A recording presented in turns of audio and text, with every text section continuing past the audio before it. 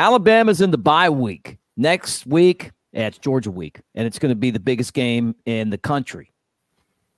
We're going to talk about what Alabama's approach is to the bye week and get into a little bit of Ryan Williams and the way that Alabama attacked Wisconsin when they had a chance in the first half to put them away, and they did. And this new approach with Coach Kalen DoBoer and his offense. Right here on the Bama Tailgate YouTube channel. Like and subscribe. Give us a thumbs up. Thanks for hanging out with us, guys, and let's get the show started.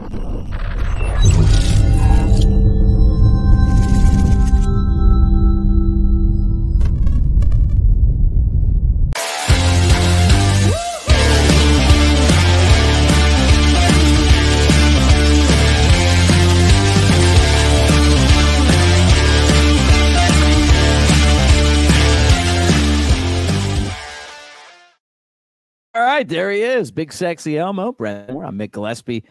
Great to talk to you guys, and thanks for hanging out with us here on the Tailgate YouTube channel. Like, subscribe, and hang at Brett Elmore Show, at Broadcaster Mick. All right, it's the bye week, Brett, and it's an early bye week.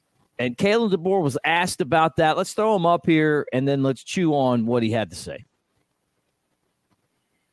There he is. Again, there has been 7 weeks of football that these guys have been kind of going as far as hitting each other, but it is early in the season still. For us, we'll take a few of these days here, like I said, just to let the coaching staff start working ahead on the schematics, game plan.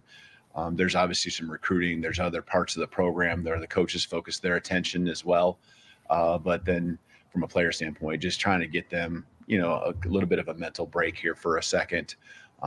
It's only a couple days, but let them be students here for a few days as well, just not just the athletic part. So, later on, you kind of adapt, even not just when you practice, but how long you practice.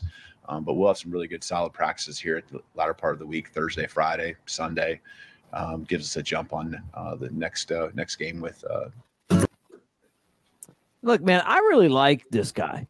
I really like the way that he's so balanced when it comes to just the whole person. And I think that it's going to keep his staff intact because guys aren't going to get burnt out working for him. No, and you heard him. Thursday, Friday, Sunday. That's practice this week. And let the players relax a little bit. Mm-hmm. I mean, we've been through, 3 games, went on a tough road schedule to Wisconsin, put up great numbers there, had a good showing there. This bye week to me comes at a really good time because we got some guys that's bumped up, injured, and we're going into, even though it's the first SEC game of the year, it's probably the biggest. I mean, everybody is going to be watching this game. It's prime time, night game in Tuscaloosa. It's Georgia. It's Alabama. And this is a lot of pressure on this team and this coach because a win here on, next Saturday would be his first signature win. And it would be a big one in the SEC and kind of, to be honest with you, give us a pretty good feel of where we're at. I like this team. I think we can compete with Georgia. And I like where this off week has come. I really do. Mm-hmm. Yeah, you bring up a great point. And I think the bottom line is this, is that if you're Alabama, you want to continue the success that you've had against Georgia. And if you're Georgia, you want to flip the script. You don't want to have, and I'm going to take Clint Lamb, my Cover Crimson partner's thought, but he's exactly right. If you're Georgia, this is more than just, hey, another game. These guys have beaten us for the title, the SEC championship a couple of times, and in the national championship, we've beaten them one time. They're the thorn in our side. Nick Saban's gone. You lose this one, and it's not just a Nick Saban issue; it's an Alabama issue. And if you're Alabama, you got to win this game to maintain supremacy over Georgia, who you've beaten 5 out of 6 times. No, you're right. I mean, it's equally as important to them as it is us. This is almost like figuring out who's the alpha male in the SEC. Right. I mean, do you keep your supremacy? And if you're Georgia and you're Kirby Smart, if you get beat in this game, can you imagine the fan base and what they say? Yeah. You couldn't beat Nick Saban. Now you can't beat the first-year head coach at Alabama in Kalen DeBoer. Yeah. And then it reignites this whole issue of Alabama still Alabama. Yeah, right. You know, well, we know that Kalen DeBoer is sneaky good. Yeah. Think about beating Oregon. Think about him beating Texas last year. And every one of those games you go in and you're like, there's no way they're going to win. And then they just go in and win. They play relaxed football. They don't make a lot of mistakes. Their offense is good. And I think that really brings me to the second thing I wanted to get into was the way that Alabama attacked. You know, they had just a little bit of time on the clock at the end of the first half. And instead of just taking a knee, they went down the field and scored a touchdown and put a dagger in Wisconsin's heart in their own stadium. It basically changed the entire game, not being afraid to go out there and fail, but going out there to succeed. And I thought that's exactly what they did. And I'll tell you, this is a different philosophy. He does not play a conservative brand of football. You know, this guy's a modern football coach with the way that the rules are set up for the offense. You have to score points. You can't be afraid. And he's not afraid. And just watching the way that this offense is developed, we know that the offense isn't perfect. You know, and I could tell by the way that the Jalen Milroe video about the Heisman, nobody wanted to watch it. It was one of the lowest rated videos that we've put out. It's because some of you guys don't think that he's that good. You're afraid of the mistakes that he makes. And he's got to get better in some areas. But you can't overlook what the guy does well. And that's what, and the other thing is like what this Kalen DeBoer offense is all about with Milroe. What I don't understand is why can't we get as fans past the point about Milroe? What is the hatred toward him? I mean, why are you hating on him for? I mean, the guy wins. He wins consistently. Look what he did in the past game. Look what he did against Wisconsin. Mm-hmm. I mean, come on. You know, Milroe,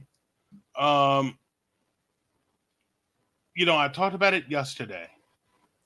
First FBS player to contribute multiple rushing and passing touchdowns in 3 consecutive games since 2012. Since 2012. And that's Jordan Lynch and Johnny Manziel. He's responsible for 84 of our points this year. I mean, that's 57%. I mean, what? The only player in school history with multiple passing and rushing touchdowns in 3 consecutive games. What else can the guy do? What else does he need to do to win you over? This is the guy for the job. And until he loses and absolutely blows things up, that's the way it's going to be. I mean, Milroe's the guy. I'm with you, man. I don't disagree. And you know, would I like to have Tua? Would I like to have Bryce Young? Yeah, I mean, they're better passers. They're better pure passers. They can pass guys open. But that's not the case. You know, you still have a guy that's as dynamic as both of those players. You got to remember that. It's just different. It's not going to be the same. He runs more. He is the best running back on the team. And I know that, look, I just want to win. I don't care how you get in the end zone. I just want us to get in the end zone. When the offensive line blocks for him, he is going to be so dangerous. And that's what we're seeing. He's got to be moving forward. Is he one of these guys that, that like Patrick Mahomes, where he just runs around in circles and throws the ball to Patrick Kelsey? I mean, to Travis Kelsey? No, that's not him. But when you keep him clean in the pocket, the guy's deadly. He's got the best touch on the deep ball that I can remember. I mean, and Bryce Young had great touch on the deep ball, and so did Tua. This guy's got it too, right there with those guys. Milroe has now posted 75-plus rushing yards in 2 of 3 games this season. I mean, the guy's good with his legs. He's good with his arm. I mean, I believe in him, and until he proves me wrong, as Bama fans, I mean, we need to, stay with him. Well, look, guys, we got to make an announcement here. Kalen DeBoer is coming on the show. He's coming on this show. Wait a minute. Whoa. Yep. Kalen DeBoer is coming on this show? He's coming on this one. So keep your eyes open. Wait a minute. I'm telling you, he's coming on the show. Do I get to talk to him? Yeah, I mean, what? Of course. Hey, let me say this. Let me just set it up like it would be set up, right? And then, you just jump in and, do your thing. Because if Coach DeBoer comes on this show, you got to come out and do your thing. We can't just have him come on and not do the same show we do every day, right? Oh yeah, I like the lingo. Yeah, you know what I mean. Hey, one I want to tell you guys, though, is we're brought to you by Pearl River Resort over in Philadelphia, Mississippi. Right now, you go to the sports book at Golden Moon Casino, spend $50 or more, take that receipt, Dancing Rabbit Golf Course, the Augusta you can play. Yeah, and you can play for $40, the golf course, without a membership, which is amazing. It's a great golf course. They got Geyser Falls Water Park. I know it's cooling down a little bit, but you can still go out there and have fun. It's not cool yet. It just is cooling down a little bit. And also the spa, they've got table game slots, roulette, all that stuff right there over at Silver Star and Gold Moon Casino. And they're celebrating 30 years. Scotty McCrary and Gary Allen are going to be there. So it's going to be fun. It's going to be great. Find out for yourself. Go to Pearl River Resort. And also, as you pimp out the man cave, he's coming here. No, yeah, he's coming here. He's coming here. We got him. We got him. Yeah, we got Kalen DeBoer on this channel. Which, can you believe that? NewLifeArt.com. Use the promo code Bama Tailgate, and with that promo code Bama Tailgate, yeah, he's coming. Are you doubting? Are you doubting? No. I'm just I'm still in shock. Okay. Kalen DeBoer is coming on this show. He's coming. Bama Tailgate. Use the promo code Bama Tailgate and get a great deal at New Life Art. You should pimp out your man cave. All right, talking about pimping out. Right after this, Big Sexy.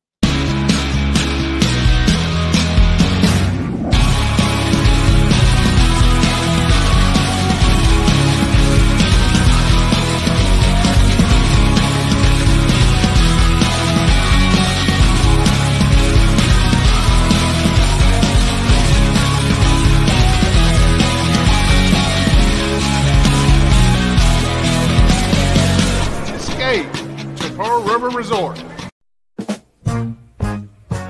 They call him Big Sexy. Coming at you from the Walker County. Jasper is his hometown. He's known for giving free rundowns. Oh, Big Sexy. Throwing out those Alabama thoughts. Sneaking out your mom's window without getting caught. Nick gives you the XPs, but Big Elmo is here to please. Big Sexy Elmo on the Bama Tailgate Show.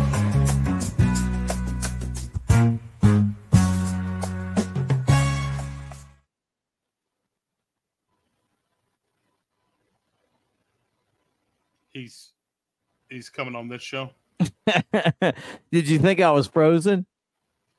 He's coming on this That's show. the trick we play on each other. How do I need to dress? I mean, I don't know. Look, he's coming. So just you guys be watching because he's going to be on this show really soon. All right. Well, today is the 18th day of September. That's all I can worry about. Look, I'm worrying enough. Frankie Avalon. He's a singer. He's an actor. I forgot what group he was with. Anyway, he's like 84 today. I like the name Frankie. You don't know Frankie Avalon? Yeah, I do know Frankie Avalon. Was the Four Seasons? Yeah, I can't. He like had that he had the real high pitched voice. Walk like a man. Yes, that's like it. Yeah. Yeah. He talked like that. He was great, man. Yeah, he was great. Let's see who else is. Jada Pinkett Smith is 53 today. She's a babe. Yeah, but she's also the one that caused all that trouble to Will Smith. Remember? Well, yeah. I mean, there was a little slap action, little fisticuffs. Man, I was just like so horrified by that. Chris Rock. I mean, but Dave Chappelle had the best analysis of that whole thing. Crazy. One of the craziest award shows ever. Like the guy slapped Chris Rock in the face and then just hung around, like drinking, having fun. Like, ugh. I thought this is fake. And then I was like, this is real. That's what I thought too, but it unbelievable. Happy birthday. All right. If you're looking for very something to celebrate today is Bright Pink Lipstick Day. Nothing sexier than some bright pink lipstick. I don't know. That bright pink lipstick reminds me of the booby trap. Really does. Yeah. Well, the booby trap is out of business right now. There's a lot of people looking for jobs. And we're trying to help them. Anyway, it's a side story. Today is National Ceiling Fan Day. Do you have to be asleep with a fan on? Yes. Yeah. Matter of fact, in my hotel room, I have one on the floor right there. I just have to have the noise. You bring a ceiling fan. You bring a fan with you on your road trips? Yeah. Look at this. You guys want to see it? Hold on a second. Yeah. Hold on a minute. Look at this guy. Yeah. That's how I roll. That is how I roll, buddy. Man. Because I got to have the noise, man. Really? Mm-hmm. When I stayed at your house, was there a ceiling fan there? There's one in like every room in my house. And in the hallway. I think I do remember the ceiling yeah. fan. Mm-hmm. I probably don't remember it because you were deathly ill.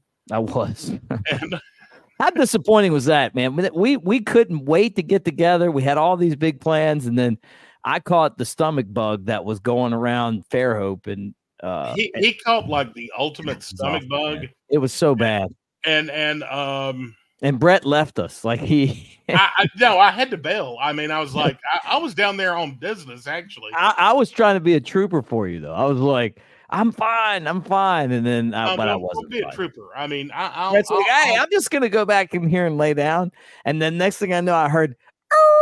I got the hell out of there because I didn't want the stomach bug. I had a basketball to call in Mobile. I was like, I'll see you next go around. But anyway, it was cool. Today is also something I can definitely get on. National Cheeseburger Day. Oh man, I love a cheeseburger, man. Like Jimmy Buffett said, cheeseburger in paradise. He wrote that song about living in France and they didn't have cheeseburgers over there. Like they were eating like horse meat and stuff. Like what?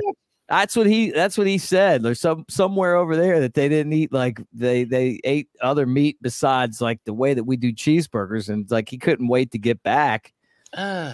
And I mean, because I love Jimmy Buffett, you do too. I mean, and he said that there was a guy that told him if he said that he wrote the song about his cheeseburger, he could have free cheeseburgers for life. So he was like, "Yeah, sure." I mean, who wants free cheeseburgers for life? I mean, come on. I would do it. Where's the best burger? Where's your best cheeseburger? Actually, I tell you, there is a local place here who makes a very good cheeseburger. Really? Alabama Stackers in Jasper. Okay. They make an incredible cheeseburger. Yeah. Okay. That's my go-to just because it's local. I don't know nationally where the best cheeseburger I've ever ate one is. I really don't know. Normally, when we were in Vegas, the place in the hotel that had those cheeseburgers was really good. Bobby Flay's or whatever. Yeah, that was a good cheeseburger, but it was a good one, man. It still wasn't the same. And normally, when I travel, I don't eat cheeseburgers. You don't? I try to eat. We were in Vegas, and we had so much fun doing other stuff. We didn't really get to go out to do that I was going to take you out to eat, and instead I just took you to Shakedown Street, the dead, and I just bought you clothes. I'm like, you need a tie-dyed shirt, you need this. Was that fun? Was that good? That was great. I mean, I enjoyed that. It's because I meant to take you out to eat. You took me out for my birthday for a big steak. And that was fantastic. Oh, now that was a good steak. Now when I travel, I like to go to a good steakhouse. Steakosaurus. Are you a Steakosaurus? And I will pay good money for a good steak. I mean, I don't care. I've been Vegas. I had a great one at Gordon Ramsay's. I think it was $150 or whatever. There's a place called Mancy's by my house that has great steaks. Really? Cheeseburgers. Great cheeseburgers. Oh, okay. All right. And there's a place called Frankie Rollins in Virginia when I used to live there. Best steak I ever had. Best steak I ever had was Frankie Rollins. Okay. Downtown Roanoke. Yep. All right. This day in history, the first edition of the New York Times published this day, 1851. I have been honored to have been given a full-page article in the New York Times. Yeah, it was crazy. Somebody like stole your radio tower, yes. And you found half of it. So who knows? We kind of have an idea who did it, but it's one of those things that you just wake up one day and you're like, you got to be kidding me. I mean, your life changed for a while. Yeah, it was weird. Sent the bush hogging crew down there to clean up the property for this, upcoming spring, and then all that happened, and I think you were one of the first. You were one of the first people I called. Yeah. I just freaked out. Brett called me. Yeah. I was freaking out. It was terrible. But anyway, you made national news though. International.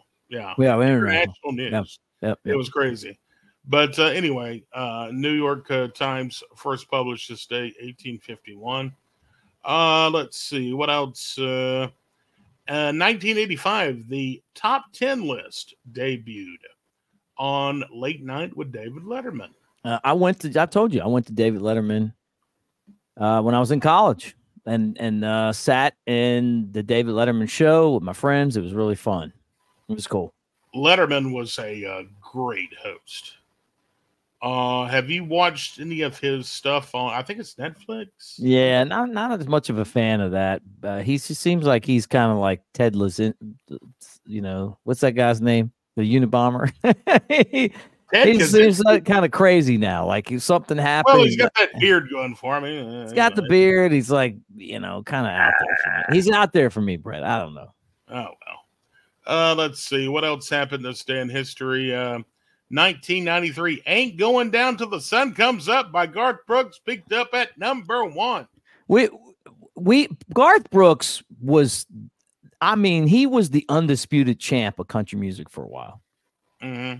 I mean, there's no other way to say it. I know our friend Bull Corey. I've got friends that are so into country, they don't like Garth Brooks that much. And I think part of it's that he just got so popular, but man, those albums, that song Rodeo that he does is great. The Dance is one of my top 5 favorite songs. You know, I get it. And the other thing is, like, you can't just Google Garth. You can't go on Apple and get Garth Brooks. He doesn't have any of his stuff out there, which is weird. But I remember those days, you know, and Garth Brooks was killing it back in the day, man. He had a run like The Rock or Stone Cold did in wrestling. You know, I mean, he was on top for a while. That's true. That's a look at this day in history. Is that the end of the show? I think so, unless we have a surprise. Where's No, DeBoer at? Is he coming on? We do have Coach DeBoer coming in the next really soon. So you guys like and subscribe. Thanks for hanging out with us. Look for the Coach DeBoer interview. And most importantly, we love you for being here in Roll Tide.